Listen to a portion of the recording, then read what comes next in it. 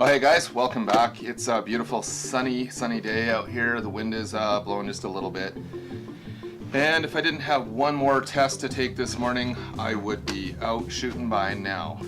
We're, I promise you, going to be out lots in the next couple of weeks while I have a break. And we got a bunch of things to share with you, including these sweet little lights here. These are from Gear Aid, and I've been waiting since SHOT Show to get these. So that's what we're actually using for lighting right now. We're gonna see how it looks. But that's not why we're here.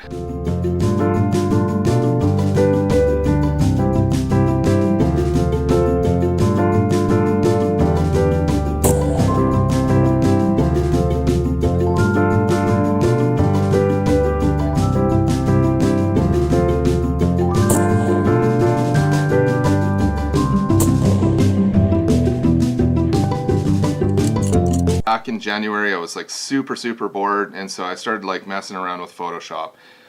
I take a Ruger precision rifle and I put it through Photoshop Process, and I change it and I make it look like it's a 22 rifle. I do a bunch of stuff to it, and guys are flipping out. It's amazing how angry people get. And I loved it.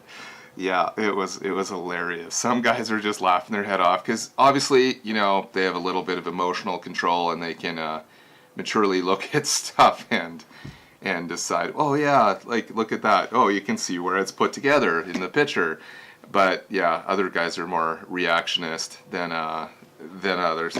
Anyway, so a couple of days after posting this, maybe a couple of days, I get this like random email message from some random guy, and I'm like, okay, who's this guy? And they're like, well, where'd you get your information from? And I'm thinking, okay, this is just another Facebook follower on this page.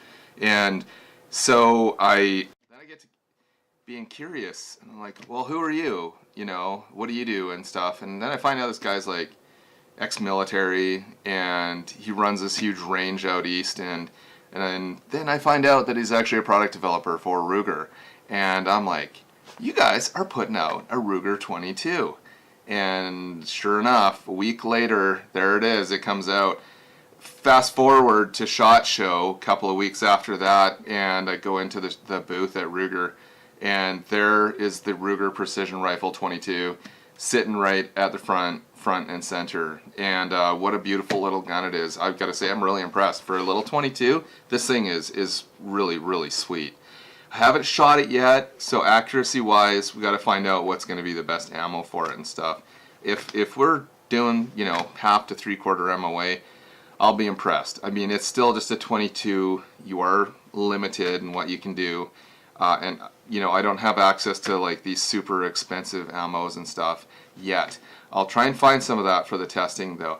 But anyway, let's take a look at this thing, because it is a sweet little gun. So like I showed in our last video on the fix-it sticks, we got our Mark IV scope, we threw it on there.